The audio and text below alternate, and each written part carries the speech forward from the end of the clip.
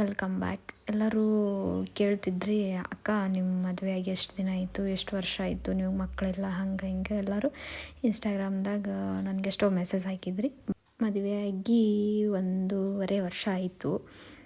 ನನಗೆ 3 ಸಾರಿ ಪಾಪು ಮಿಸ್ ಆಗೈತಿ. ಎಲ್ಲರೂ ಕೇಳ್ತಿದ್ರಿ, ಅಕ್ಕ ನಿಮಗೆ ಮಕ್ಕಳೆಷ್ಟು ಇನ್ನೂ ಮಕ್ಕಳು ಆಗಿಲ್ಲ, ಅದು ಹೇಗೆ ಮಿಸ್ ಆಯಿತು, ಅದೆಲ್ಲ ನಾನು ಎಲ್ಲ ವೀಡಿಯೋದಲ್ಲಿ ಅಪ್ಲೋಡ್ ಮಾಡ್ಕೊತ ಹೋಗ್ತೀನಿ, ಬರ್ರಿ ಎಲ್ಲ ನೋಡು. ನನಗೆ ಗೊತ್ತಾಗಿದ್ದಿಲ್ಲ, ಮದುವೆ ಆದಮೇಲೆ 6 ತಿಂಗಳಾದ್ಮೇಲೆ ಪ್ರೆಗ್ನೆಂಟ್ ಆಗಿದ್ದೆ.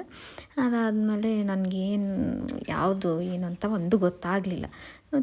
ಅದು ಜಸ್ಟ್ ಹಾಗೆ ಮಾಮೂಲಿ ಇದ್ದವ್ರ ಥರನೇ ಇದ್ದೆ. ಅದಾದಮೇಲೆ 1.5 ತಿಂಗಳಾದಮೇಲೆ ಗೊತ್ತಾಯಿತು ಅದು ಮಿಸ್ ಆಯ್ತು ಅಂಥೇಳಿ.